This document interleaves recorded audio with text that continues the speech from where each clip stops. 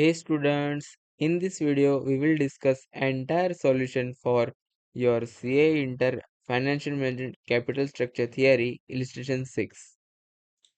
The sum states that there are two different N limited and M limited having same EBIT of 20,000 each. M limited is levered company, so N limited would be an unlevered company. M Limited have a debt of 1 lakh rupees at rate of 7% of rate of interest. The cost of equity, the KE of N Limited is 10% and M Limited have a 11.5% of KE. And the question wants to compute arbitrage process will carried on. Let's start the entire solution. So the step 1 will be to prepare an income statement for both M and N Limited. The question state EBIT of 20,000 for each the company. So I have taken 20,000 for each. And M Limited have a debt of 1 lakh at rate of 7% of. So interest of M Limited would be 7,000. That derives any of 13,000, and in N Limited there is no interest. So the NI net income will be 20,000. Both the companies have a KE of 11.5 and 10% respectively. So the value of equity will be net income divided by KE. That is for M Limited is it's 1,13,043 and N Limited will be 2 lakh. Adding value of debt to value of equity would derive value of firm. M Limited have a value of debt of 1 lakh, whereby N Limited have no debt. So the value of firm for both the companies would be 2,13,043 and 2 lakh respectively. The second step would be to sell the shares of old company. Increase in both the ways, increase in annual savings and increase in annual earnings. We will compute this fund available first. So now the first thing is to find out holding in old company.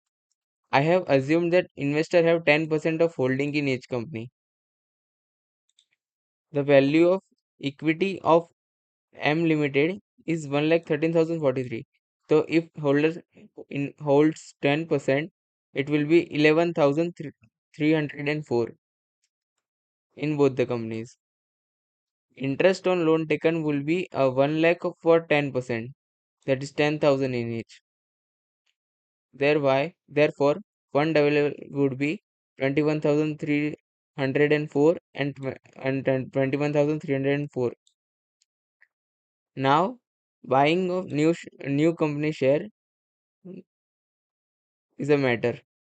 In case of annual savings, we will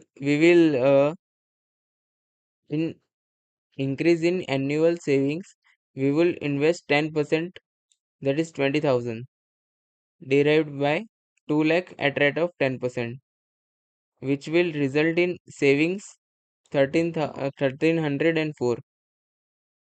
In annual earnings, we would invest entire amount available to us, that is 21,304, and the net fund available would be 0 in this case. The step 3 would be calculating earning on amount invested.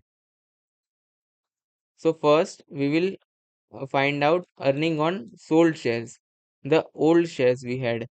It gave a return of 11,304 and KE of that would be 11.5%. So it gave a earnings of 1300, and 1300 is interest on loan taken would be 10,000 of loan and the rate of interest is 7%, so it will be 700 in both the cases.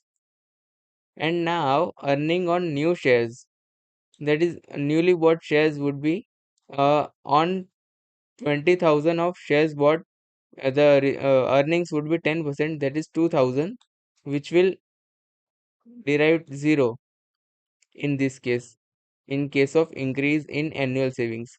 But in case of annual earnings,